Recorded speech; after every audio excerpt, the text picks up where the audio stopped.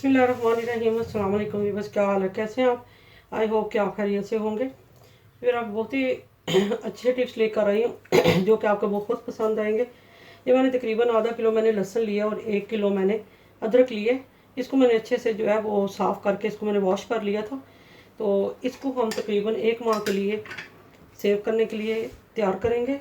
तो सारी चीज़ों को हम जो है वो ग्राइंड कर लेते हैं। सबसे पहले हम जो है वो अदरक जो है वो डालेंगे। ये हमने तकरीबन आधा जग जो है ये कर लिया। हम इसमें थोड़ा सा पानी शामिल करेंगे, आप ऑयल भी शामिल कर सकते हैं, लेकिन हम इसको फ्रीज़ करेंगे और क्यूब्स में बनाएंगे ताकि क्यूब्स का जो है आसानी से हम उसमें हंडिया में डाल के तो इसको अच्छे तरीके से जो है इस्तेमाल कर सकते हैं। ये हमने दो जो है ये कंटेनर ले लिए हैं। तो इनको ये अच्छे जार हैं, इनमें हम डाल के तो सेव कर लेंगे। कुछ हम जो है वो क्यूब्स में बना लेंगे ताकि उसमें भी हमारे लिए आसानी हो जाएगी। तो फिर माशाल्लाह हमने लहसुन और अदरक जो है उसका पेस्ट बना लिया। अब हम इसको कुछ जो क्यूब्स है बना के रख देते हैं फ्रीज़र में, ताकि रमज़ान में हमें ये सारी चीज़ें जो है हमारे लिए बहुत काम हमारा जो है वो जल्दी से ख़त्म हो जाएगा। इसलिए हमने पूरे माह रमज़ान की जो है वो बना के रख दिया ताकि हमारा जो है हमें बार बार जो है वो लहसुन अदरक का पेस्ट जो है वो ना बनाना पड़े।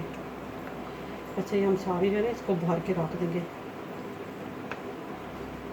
एक हम अदरक की जो है फुल कर लेते हैं और एक लहसुन की कर लेते हैं। अब ऊपर से जितनी फालतू है इसको दबा लेते हैं और जितनी फालतू है वो हम ऊपर से निकाल देते हैं। ये जितनी फालतू है ये हम निकाल देते हैं। तो अभी ये कुछ हमने जो है कुछ क्यूब्स बना के रख लिए और इसी तरह हमने ये लहसुन और अदरक का पेस्ट जो है वो बड़े जार में बना के रख दिए। तो अलग अलग रखा है इसलिए कि बाज़ दफ़ा अदरक की ज़रूरत नहीं पड़ती है, लहसुन की ज़रूरत पड़ती है, और बाज़ दफ़ा लहसुन की पड़ती है और अदरक की ज़रूरत होती है। तो इस वजह से हमने इसको अलग अलग जो है वो डिब्बों में पैक किए। तो हम बंद कर देते हैं, इसको हम फ्रीज़ कर देंगे। जितनी हमें ज़रूरत हुई उतनी हम निकालेंगे और यूज़ कर लेंगे। जिसको भी ऐसी कर लिया, ये बहुत इससे काम जो है वो इजी हो जाता है।